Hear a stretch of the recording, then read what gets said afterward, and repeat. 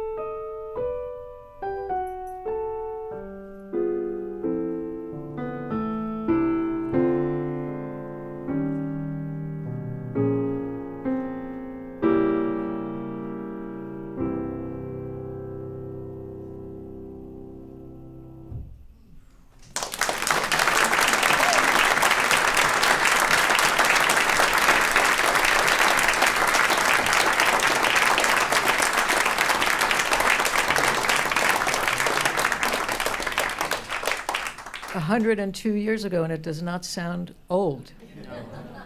Sounds so Very young. incredibly modern still. And also the typical Satie repetition, you just can't help. I was sitting here just going like, dee, da, da, da, da, da, da. You can't, it's irresistible. There's something about it.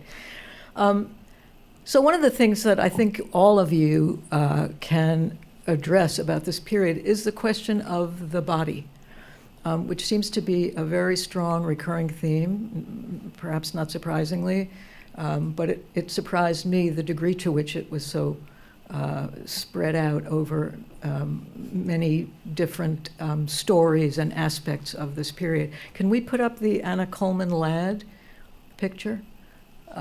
This is one of our favorite pictures. I mean, when you do a project like this, you get attached to certain images, and this one is so compelling. And this is a story that you can speak to, David Lubin, as it appears in David's fascinating book, Grand Illusions, which is about American art in the First World War. Tell us a little bit about Anna Coleman Ladd and what she's doing here. Sure. Is my mic in the right place? Yes, you can pull it even a little Okay. closer to you. Yeah, And that's good. does anybody have a spare pair of dark glasses? So one thing to understand about World War I was it was the first time in history where a man could be wounded in the face. I mean, he'd take a direct hit in the face and still survive. In previous years, a man would have immediately died, but because of new blood transfusion techniques and ambulance services that could get a man from the trenches to a field hospital, suddenly we're in a situation where there were survivors of these terrible injuries, terrible facial injuries. And when they first happened, and of course World War I, trench warfare just led to that sort of injury because that was the one part of a man's body that was exposed, was the face when they'd go over the trenches. So the first survivors would go to hospitals in France. I'm not really sure about the German side, but in the French side, what the doctors would do would patch them up as quickly as possible and send them back to the front because they needed manpower. But the men stank, and their faces were just repulsive, and their comrades couldn't bear to look at them. And so the officials realized that we needed to repair the faces if the men were going to go back and be in. I mean, they weren't really caring about their lives after the war. They just needed them to be able to go back, fling themselves against the enemy. And so that's what modern plastic surgery was born of, was the need to find ways to repair these horribly injured faces. And one of the most important innovators was a New Zealand ENT named Harold Delph Gillies, who operated on thousands of men who'd been facially disfigured in Britain when they were transferred to Britain. But then at some point, one of Gillies' men who he worked with was a sculptor named Derwent Wood, who started inventing prosthetic masks, like tin masks, as it were, to put over the faces of the men. And this woman, Anna Coleman Ladd, who was a sculptor in Boston, and she had trained in Paris. She had worked with Rodin. Rodin admired her work. And she was also a novelist who wrote these sort of Henry Jamesian novels. And she got the idea that she could do the same thing that the captain was doing in Great Britain. So she went to the American Red Cross and volunteered her services. They sent her over to the left bank of Paris, and she opened up a studio for portrait masks, they were called. And these soldiers would spend months living in these in this studio, because if they ever went out on the street, people would pass out, would actually literally faint on the street when they saw these men's faces. And the men would call it the Medusa effect. And so Ladd I don't want to go on too long about this. Well, I was just going to interrupt you to ask, does anybody recognize this type of face mask from a television series of the last few years, right? I mean, it's something that a lot of people know almost nothing about except that image of that character in Boardwalk Empire. Richard Harrow, I think, was but the character. it has such a, right, Richard Harrow. So just briefly, what she would do is she had a team of helpers, sculptors. They do plaster masks of the men's face, but they didn't know what the man's face looked like before he'd been injured. So they would write to their relatives and say, do you have any photographs of pre-injury photographs? Or if they didn't have any photographs, his brother, can you show me a picture of his brother? Because then I can get some idea of what he looked like. And so on that, they would try to reconstruct the face. And Ladd, and they'd put on like a false mustache and then false eyeglasses to hang it over the ears. And there were hundreds of these, right? I mean, Yes. She did at least Well, she did about 100. 100, but then It was there were very- other artists doing similar work. Yes. Yeah. So, but this is the part I loved. She would get to know the men to try to figure out, I mean, she was like a method actor, director. She would try to get to know the men and understand what their characteristic expression was. Because once she made a mask for a man, that was going to be the expression he'd have on his face for the rest of his life. And she would take him outside on a sunny day to see what his skin tones look like on a sunny day, and then she'd take him out on a gray overcast day, and then she'd average those out and then paint the face, the skin tones of the face. So it was really extraordinary work, and she did this for about a little over a year, and I think they did 97 masks. And when you think about it, it was incredibly time-consuming. These were not mass-produced masks. Well, and she just interrupted her own work, her own personal work, to take this step. It's an extraordinary story. I want to go to Anne to extend this idea of the body and the idea of the French and the kind of the idea that fragmentation was of less interest. I mean, I did another program about 1913, and the hallmark of that was that the artists were speaking almost with one voice. The poets and the painters and the musicians were all doing the same thing, chopping everything up and putting it together. What happened after World War I? After World War I, it does seem that there was more of an individual response depending on where you were. And so the body of work that would most mirror fact here, I think, would be found among German artists and the Swiss artists who started the Dada movement during World War I itself. And it started in Switzerland, in Zurich, which was, of course, a neutral country. And many anti-establishment cultural figures found their ways there together. And Dada, which was a word that meant nothing on purpose, although there were very many associations that could be posited, it was just against the idea of everything establishment, because everything establishment was linked with war. And in their work, in that period, you did see the prosthetics, the fragmented, the amputated figures, absolutely horrific mirror of that time. This makes me want to play, we have a clip actually from the upcoming Shell Shock 1919 program about this with Anne Temkin in it. Shall we play that Temkin clip? Of course. But speaking See if of I just Duchamp, contradicted don't forget myself. 1919 was also the year he drew a mustache on a postcard of the Mona Lisa and embellished the image with the letters LHOOQ, quite a racy French phrase, suggesting that beneath her enigmatic facade, the Mona Lisa was in a state of overheated desire. That Dada attack on high art was in some ways actually a life jacket sent out to art. And Temkin suggests that even 100 years ago, let alone now, the Mona Lisa had already become the equivalent of a poster or a cliché, an eye-rollingly familiar image, now made eye-opening. By making fun of her, giving her facial hair, making her seem like a racy woman. In a way, you could say that rescued the Mona Lisa by defamiliarizing her, by making you blink and do a double take. Classic Dada, the takedown of high art. It all sounds very clever and lighthearted. The photographer Man Ray, part of the group, thought otherwise when he was interviewed in 1972. I always have the feeling that the 20s and the 30s and the Dada movement and the Surrealist movement, it was a great deal of fun. No, not at the time. People just look back to it, they think it's a marvelous period, romantic and all that sort. But no, it was very tense. It was very bitter, and there was no humor in it. But what we did was really to upset things, you know, but subconsciously to clear the way for something new which we didn't know yet what it might be. As far as I can think of, the Dadaists were the ones who did the most confrontational portrayal of what had happened to civil society in the wartime.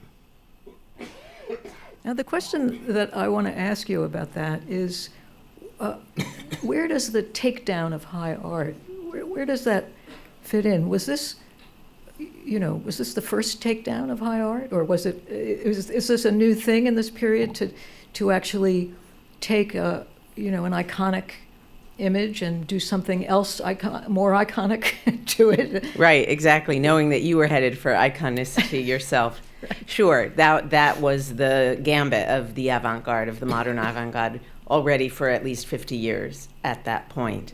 And each successive group or vanguardism was out to say that what had come before wasn't good enough, or wasn't, going in the right direction, and so yes, overthrowing what had come before was absolutely part of Dada, but at that moment intensified and horrifically vivid because of the simultaneity with everybody's experience of the war. Do you think this idea of overthrow and the anger, obviously the anger came from, and the confusion came from the war. Yeah. But did the idea of attacking something of the establishment relate to that, do you think, in culture, perhaps? I would say, I would, this is more a common sense answer than a historical answer, but yes, because it was the leadership, it were the authorities who made the war happen, right? So if you're going to be anti-war, you're actually anti-all authority, and that's the link they drew. I want to go to Rich Blint because there is also a strong body connection in the Harlem Renaissance, which was very tied to World War I and very much alive in this period. And one of the efforts, as I understand it, in the Harlem Renaissance was to literally redefine the image, the black image. No, certainly. If I can, though, to go back a little bit to what David was saying about the first moment of plastic surgery, it's interesting to me to think about racial taxonomy at that moment. And in those 100 people, who among that 100 were black? Do you know? I think she had a couple of Senegalese patients. And how does she set about the aesthetic repair? I have to say there's almost no record Okay. of that. And all those masks have disappeared, they've decayed. And these are people, so we have very little record.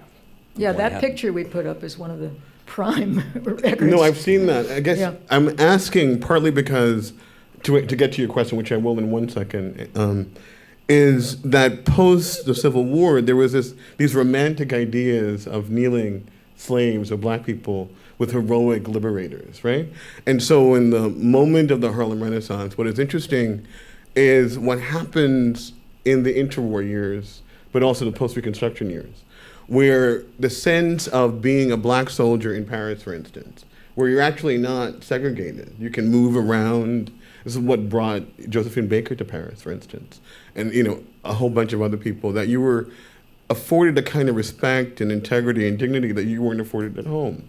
Because the war was still the kind of domestic war, the domestic drum of race and class and masculinity, all of what was tied up with race in America, was unfolding here before the war. We might remember that America got into the war in, 1917? Yes. And so for most people, black people, the drama was unfolding right here at home. After the war, you had a sense of dignity. I did something. Most of the language of the Civil War was about, we're going to find our citizenship or gain that on the battlefield. That's problematic to no end. But they came back in their military garb, and yet and still were confronted in 1919 with an incredible amount of racial violence, mob violence, to white people who couldn't somehow align in their minds or assimilate the fact of a black man with bearing. And I think that embodied personification, that kind of comportment, really was an affront to the kind of caste logic of race in America. So that's how I understand the body, along with what I shared with you about just the kind of asymmetrical, encounter, confrontation with the body in the First World War. There have been many other great wars, one might say, right? In the land of permanent war, it's really odd to call, century on, that war the Great War.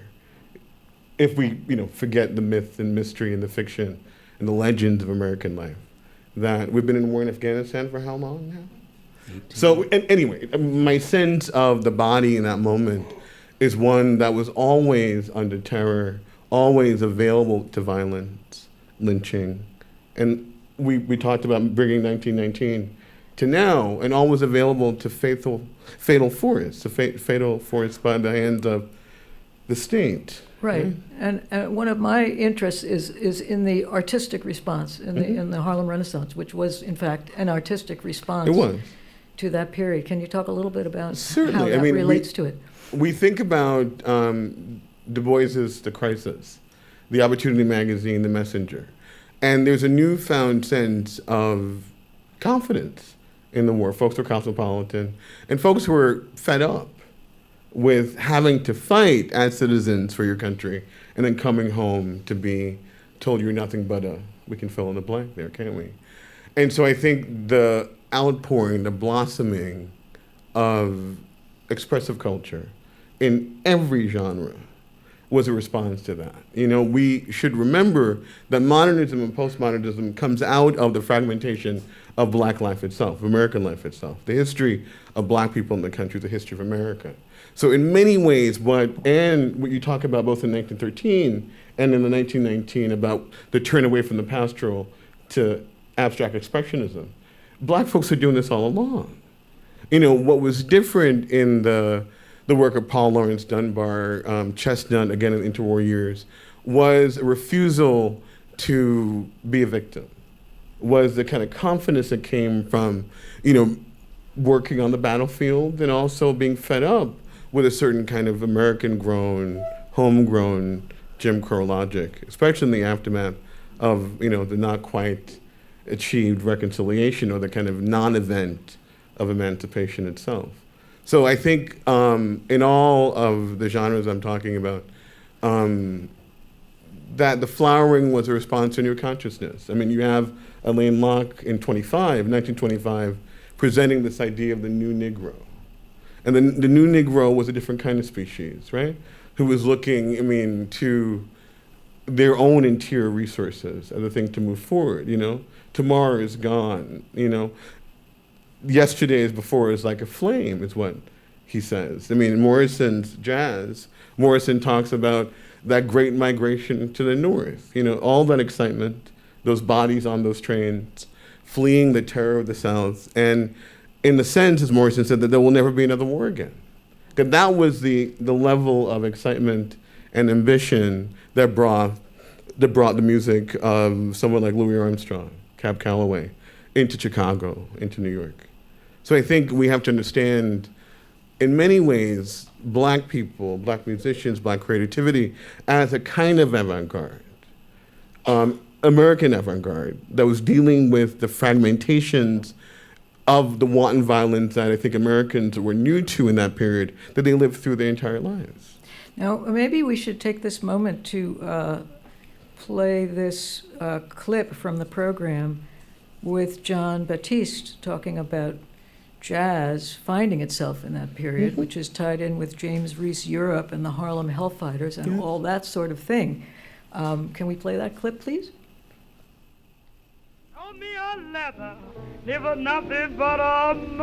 Bentley was a blues singer, and jazz had also found itself during World War I, and just after, says John Batiste, pianist and band leader. And it was a magical moment for the form. And it really represented so much more than just music. It spoke to the national identity and the consciousness of people at the time. From the late 1800s to around 1917, ragtime was the popular form. Scott Joplin was the king.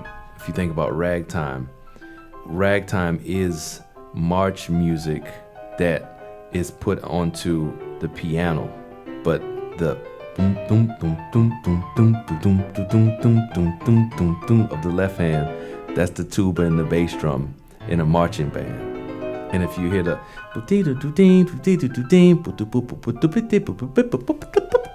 that's like the flutes and clarinets and the trumpets playing the melody. He's doing all that in just the piano's context, which is really amazing. A little later, it was that same James Reese Europe of the Harlem Hellfighters, a major figure in the development of jazz, who took the next steps by loosening it up. There was a level of complete freedom inside of the structure. So that kind of is the transition from march music and ragtime to improvisation and the roots of jazz through Louis Armstrong and others around that time. With radio just getting started, then jazz exploded. It's crazy how fast it happened. Things really traveled by word of mouth. If somebody put a record out. So a brief, very, very brief history. Of, obviously, it's a little more complex than that, but... Much more complex. But anyway, it's interesting to hear the stages and to hear there's a little more about James Reese Europe. Anyway, it's just a little clip to give you a taste. There's more where that came from. I want to go back to you, David, with some of the material about popular culture, especially the horror films that you write about interestingly in your book. And that, too, is kind of body related, as is this remarkable beauty obsession that occurred in this period. I guess maybe we should start with the Miss America pageant in 1921 and how that relates to World War I. Well, I think Miss America, it's not an accident that the beauty queen was called Miss America, because throughout the war, recruitment posters would show beautiful young white women, virginal white women, as the symbols of America. And Lady Liberty, that was the idea that if you were of a certain type of body, then you embodied America, and other bodies that were not so attractive were seen as almost unpatriotic. It became, for the first time in American history, it became patriotic to wear lipstick, for example. Before that, women who wore makeup were seen as Jezebels and sort of notorious women.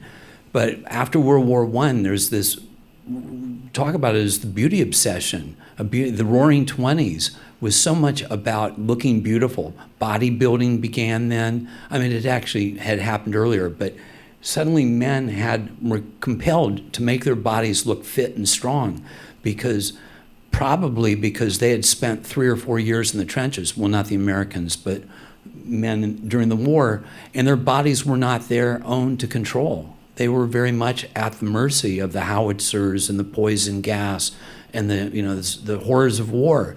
So then there becomes an overcompensation after the war for men to look a certain way. And women were also, the makeup industry really takes off in America. Max Factor, Helena Rubinstein, Eve Arden, not Eve Arden. Elizabeth Arden. Yeah, Elizabeth Arden. Same thing. I love Eve Arden. But yeah, so she is, I think her name was Margaret Gorman. She was 16 years old. That's right, 16, the first one, yeah. She's the first, and the fact that she's 16 years old, I mean, so there was a virginal type that she embodied. And the great and notorious filmmaker D.W. Griffith, who had made the horrendous Birth of a Nation, in 1919 he made a movie with Lillian Gish called True Heart Susie, about a small town girl who almost loses her boyfriend to a woman who wears makeup and provocative French frilly clothing. And Lillian Gish remains true to herself and doesn't wear makeup, and she captures the man at the end. And Griffith is praising this, that the traditional farm lass was better than the Europeanized woman. The odd thing is Lillian Gish wears makeup throughout the movie. She looks great, but so anyway, I think just when I was writing my book, I kept thinking, is there a correlation between the war? Is the war somehow causing this obsession with beauty? And I can't say the war exclusively did it. I think the development of glamour photography around 1915, new printing processes, movies with close-ups, all these things contributed. But I think definitely at a certain psychological level, war makes things ugly. That's what the nature of war is to, let's say, uglify things, whether it's to tear down cities, to tear down people's bodies. And so in a sort of compensation afterward, I think there becomes a almost overinvestment in the beautiful body and the body that symbolizes the body politic. Yeah, interesting. I hadn't really thought of the general uglification aspect of it, but that is for sure true. I thought maybe this would be a moment to hear the clip about the horror films. Well, let me just throw in one thing. Yeah, sure. I think Dada is sort of an embrace of uglification. I mean, I think a lot of what's happening with Dada is saying we are rejecting these simplistic codes of beauty. Yes. Yeah. Right, we refuse to beautify, to cover over and beautify. Yeah. Yes, I'm sure that's right. Can we do our clip now? Okay. Are you asking me? I am. You're the director. Okay, so we want the Lubin clip. And horror films flourished, based on much earlier work, such as Frankenstein, first published in 1818, Dracula from 1897. I mean, these things, these stories, so many of the stories, The Hunchback of Notre Dame, Hugo goes back into the early 19th century. But after World War I, Hollywood suddenly embraces these stories and retells them. Phantom of the Opera, which had originally been written in 1909. And we think of the classic horror films of the 20s and 30s. I can't help but wonder if somehow they were a delayed response to the war, sort of manifesting themselves as these fantastical monsters and vampires and werewolves stalking the streets of Hollywood's version of London. While we're on the subject of bodies, masks, and Hollywood, it's worth mentioning Lon Chaney, who was rising to stardom in 1919 on the basis of his role in the film of that year, The Miracle Man. Chaney was especially adept at playing disfigured or physically compromised characters, and soon he was a megastar, with a gift for becoming unrecognizable through makeup and prosthetics, and with a nickname, the Man of 1,000 Faces, a particularly apt title for this moment. Yes, Lon Chaney was all of these. The Hunchback of Notre Dame, The Miracle Man, The Phantom of the Opera. These masked and twisted figures do seem like characters we somehow needed to see re-examined and redeemed. But what was the secret Lon Chaney hid behind his 1,000 faces? What was the mystery in his life? In later sound versions, they've stayed with us, some with the desired happy endings, such as Charles Lawton's memorable Bell Ringer and his fight for acceptance by society. So one way or another, throughout the popular culture, the war kind of hung in the air. Sarah, can I ask a question? I know it's not part of the script, but I'm really curious, just to bring it to the 21st century, at least to the late 20th century, the 21st century, how in American culture, as far back as the early 19th century, that horror had to be invented, that the monster had to come into being through art, when for the black population, the horror was everywhere. And so I'm thinking, as a Baldwin scholar, I'll be remiss not to think about Baldwin's analysis of this, that he's thinking about The Exorcist in the 1980s, right? And thinking about that for black people, wouldn't have to invent levitating beds and crazy young white girls. You know, we lived it. And so when I mentioned before about the kind of fragmentation of American life at the beginning of the 20th century, it seems to me, it's very interesting to me to think about how the invention of horror and fragmentation and dissonance and atonality, which comes up in the blues and jazz, was always already in Black life. And it's just something I write about and think about all the time. And every time I teach Frankenstein and things like that. But I'm always amazed how just a step back white America seems to be. Because the terror of Black life is such that all of white supremacy and its diffuse agents just settle down on them. But in this other world, there's had to be this invention of horror. Do you get what I mean? Yes, Yeah. and it's an interesting perspective on it. And I think it comes into play in many more things, you know, in many things other than horror films and other than fragmentation. So Absolutely. I didn't want to interrupt, but I had to share that. I'm glad you interrupted. Thank you. Please interrupt again. I wanted to play, because we're getting almost to the end, a clip by someone who is not here, who is Sabine Rewald, who is a curator at the Metropolitan Museum. And it would be interesting to hear what she had to say about the Weimar Republic, that was really the point at which people began to realize that there was another war on the way. Mm-hmm. And what better way to wrap up something about World War I than to come a little closer to World War II. So let's listen to that Rewald clip, please. Sabine Rewald has thought a lot about the Weimar period and the Republic itself. I gave her a quotation by a distinguished English theater critic and writer. Kenneth Tynan said it was as decadent as any place could be, but also very democratic.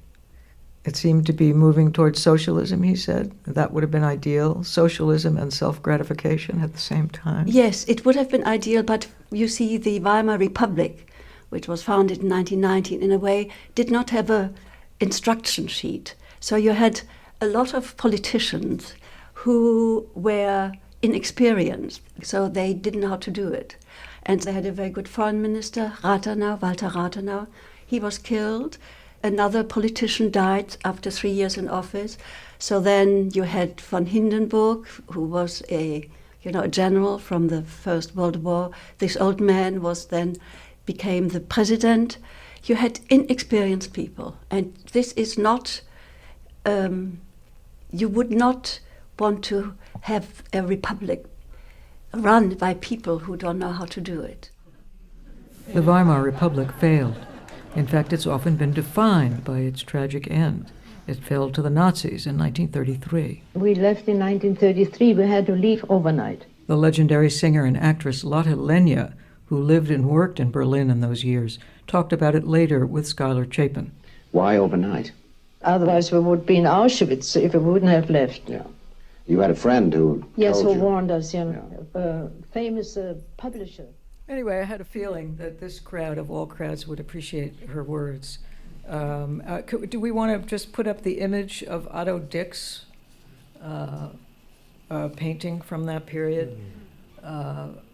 Such a distinctive artistic period and such extraordinary work by so many artists, Dix and George Gross and many others, just stinging.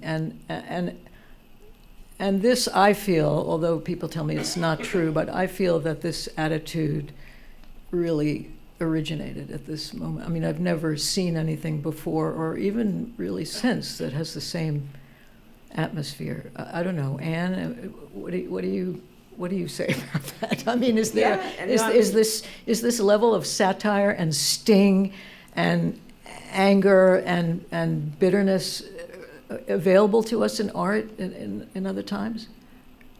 Yes.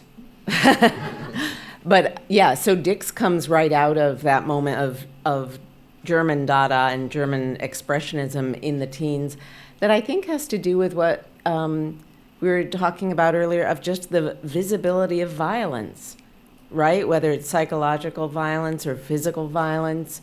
and aestheticizing it in a certain way, but making it no less horrible. And yes, if you go back through different centuries in art, there are times that are also having to do less with narrowly artistic reasons, but the times that, yeah, violence, bitterness, cruelty, all of that would be there. So in their own way, those artists are drawing on traditions, knowingly or unknowingly too. But it is... But they made something of it that was their own. Utterly of that moment. Yeah. Utterly of that moment, and still so viscerally tough, right? Yeah. And yet not totally unfamiliar. Yeah, true. While we're on the subject, let's bring back Uri Caine, who's going to play us out with a much different piece than he began with, this one by Kurt Weill, very much of that Weimar period, and a very poignant sound. And I want to say before you play that there is going to be a Q&A after Uri plays, so don't go away if you want to ask questions. And you also might want to just consider, as he's playing, not that I want to tell you what to think while he's playing. You can think anything you like. But if you want to consider any questions you might have, you can do that. And then after he's finished, we will do our best to answer them.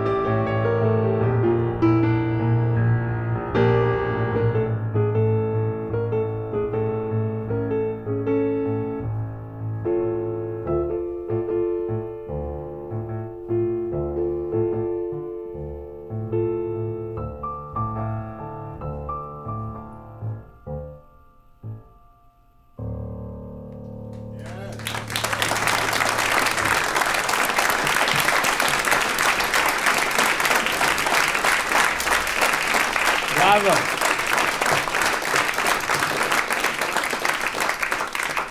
Okay, music of Kurt Weill, Ukali, and that That's our thing.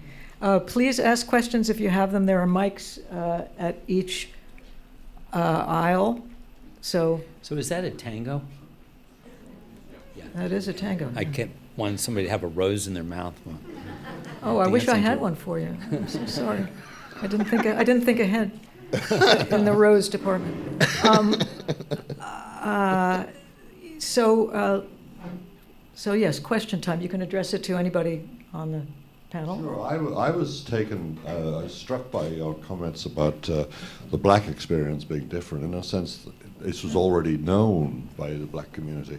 But there was something very new, wasn't there? And I wondered if you'd like to make the connection directly on this, not the welcome back, but the arrival back after this experience of being over there and suddenly in a new role, black soldiers coming back. I think you said people of bearing were back in their communities here, and then there was this outraged response in the white community in many ways, and we had what white-controlled media at the time called race riots, but in fact were massacres of black people in places like Nebraska, Oklahoma, and in Florida. 2 dozen cities, actually. Yeah. And I wondered what that connection is that I think you were alluding to, but you didn't actually explain. No, I the time is short. I think what that has everything to do with is the kind of tension about white male authority, white patriarchal rule. To think about white womanhood, American womanhood, which is the kind of logic of holding a black man's sexual organs in your hands. They had picnics around it, right? So the charges were what? You whistled at a white woman, Emmett Till, you know what happened. And to come back with the body, to Sarah's point, undisciplined, properly comported, a regal bearing. I fought, I survived, here I am. The moment that we talked about with the face, Morrison in Sula talks about Shadrach, right? With the drip and slide of the brain, because for the first time that would happen. So you survive that, you come back, and you can't walk into a store in the North? What happens to you? And you're in full uniform. And so the kind of stunning psychological, schizoid, incongruity of that, which was then met by the pathological violence, and I said pathological, among white folks who couldn't get in their minds that these were actually men. And I'm not fetishizing masculinity at all, but that was a domestic drama that was unfolding in the early part of the 20th century. And we should recall, like I mentioned, we were just in there, a year before it was over. 2 years, maybe, a year and a half. 18 months. Yeah. A year and a half, exactly. But the fact that the war was at home and the kind of global seal, this newfound power, cosmopolitanism, was really an affront to the domestic population, white population, where these men themselves, and this goes all the way up, for instance, to Ellison's Invisible Man, where the march that's in the music over here was actually, staged in the pages of a novel like that. The schizoid stuff, or the sidekick stuff in The Ex-Colored Man. Black folks were already thinking in postmodern terms well before the war, because the war was ongoing here. So I guess to answer your question more precisely, is that incongruity, right? That real difference between massive violence, terror, and dispossession against the fact that you fought for your country. You've been here for centuries and you're still treated like it's pathological, it's clinical, and it can drive you mad. We have another person over there. Okay, thank you. So we've been talking about war, racial violence, fragmentation, and art, but not art institutions. And I want to ask about 100 years later, today, what role art institutions ought to play. And this is directed at Anna Temkin. When coming out of a $500 million renovation at MOMA, with a board that includes Larry Fink, whose company has made profit off of weapons companies, off of private prison companies that hold migrants, are responsible for 70% of migrant detentions, that a board that includes Leon Black, who's a Trump ally and defender, and Kushner associate who's responsible for much gentrification. That includes Tannenbaum, that has taken over 90% of Puerto Rico's debt, which we saw what happened last month. In that kind of context, what's the role of an art institution today? Well, the role of the art institution for me is to do what we do. And all of everything societally beyond that is obviously way more of a conversation than a Q&A here. But there is so much for us to do in this context that I see. That's what I see. Well, maybe we'll have that conversation one day about art institutions. It might actually be an interesting thing to do. Let's go over here. Hi, I loved what you were saying earlier, but could you speak more about the need for Black art after the World War from white people, especially in relation to what you were talking about, what happens to a person when they come back from war after fighting for their country and then being treated like the Black person was? So the need among white people, right? For Black music. Yes, and that's a really good point. I mean, we have, this is one of my amazing students, by the way. Chance Johnson, ladies and gentlemen, is going to go on to do great things. You heard it here first. I think Miss Ann Uptown is a really good book that talks about this, right? The white folks who were trying to make themselves, distinguish themselves from working class whites, the Irish, the Italians, found themselves not down here in Soho, but all the way up in Harlem as a means to go slumming, right? To hear the music at, Small's Paradise, the Cotton Club, and all those places. And really it's a moment of class distinction, and also to kind of be around the exotic moment of Harlem at the time. And so I think it was a way, I know it was a way to consolidate the very unstable racial categories that we're confronted with at the time. And by going uptown as white folks, in their furs and everything else being dropped off, they were actually not, patronizing Black establishment, but really solidifying their own difference, their own racial difference. It's very unstable, man-made category is what they were trying to do. That's one of the many answers to that very important question, but I think that's part of what they were doing. Does that make sense? Yeah, thank you. You're welcome. Somebody over here? Yeah, it seems to me there were two parallel musical kind of cultures evolving here and then in Europe, both in reaction perhaps to the end of World War I and obviously a much deeper context in the United States. And I'm curious, we know the story of Josephine Baker. Mm-hmm. I'm curious if there are other artists who were moving back and forth in influencing, like cross-influencing across the ocean, these two that seem to be kind of moving in different aesthetic directions. Improvisational on one side and everything we just heard on the other side. You're talking about a massive research project. It really is. Can you take come that on, man. I appreciate the question. I really do. But it brings to mind a very interesting thing that could be done about it. But here and now, there's not much I can say. A quick response, though? I mean, in Paris, where I teach a course on Baldwin, reading and writing in Paris, that what was happening, and there was a major show, and you must have seen in the D'Orsay, Laneige, the Modèle Noir, the Black model, which traces the Black presence in France for the last few centuries. And I think what the music that arrived in Paris, much like the question that Chance offered up, was about that Black folks were arriving, trumpet-laden and twinkle-toed.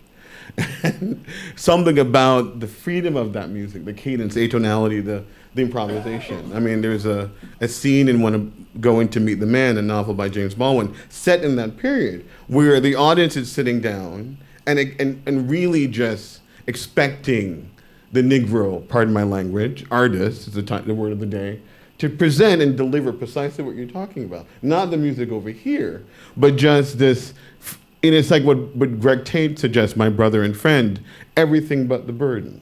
So all of that music, which began, we should remember, in the first part of Reconstruction with the recovery of folklore, right? With the grand music of the spirituals, which was at Fisk, and then folks traveled around the Fisk, the Jubilee singers, for instance, right? So that dignity, that grace of that long-suffering population who can come with music that was so wrenching in terms of its psychic power, then led to jazz, which folks was like, where did this power come from? The power grows out of a life lived at a different kind of frequency.